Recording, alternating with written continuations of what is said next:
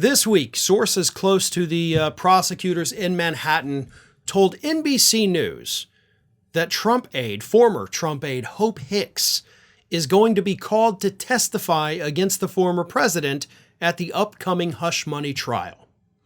Here's what's interesting about that. Hope Hicks did in fact talk to the prosecutors, the investigators, last year.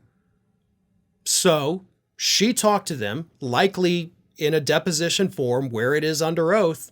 So if that's the case, you don't necessarily need this individual to come and show up at trial. What is typical in those instances is that rather than having the person come take the stand, they will play clips of the deposition, the under oath testimony of the person, so they don't have to come back in and repeat themselves.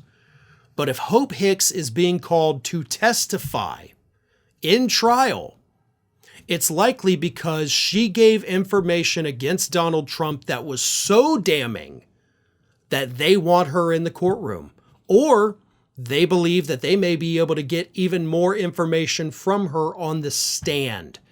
Either way, this is a significantly bad development for Donald Trump.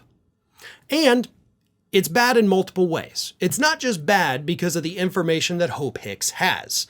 Trump's entire defense so far, and we know this from the court filings he has made, is based around the fact, they claim, you can't trust Michael Cohen because he went to jail.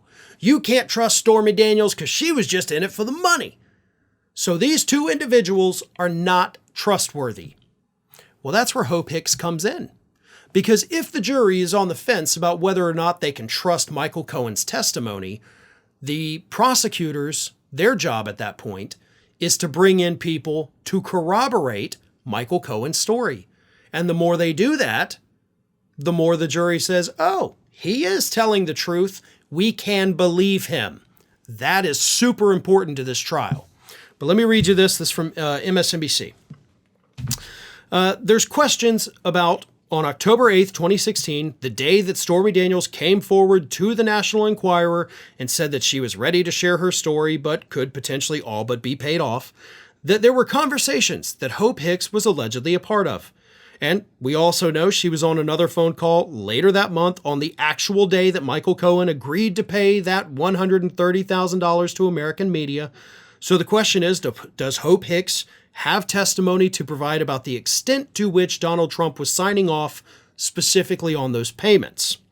There's also other phone calls, by the way, that Hope Hicks was involved in between Michael Cohen and Donald Trump that related to this specific incident.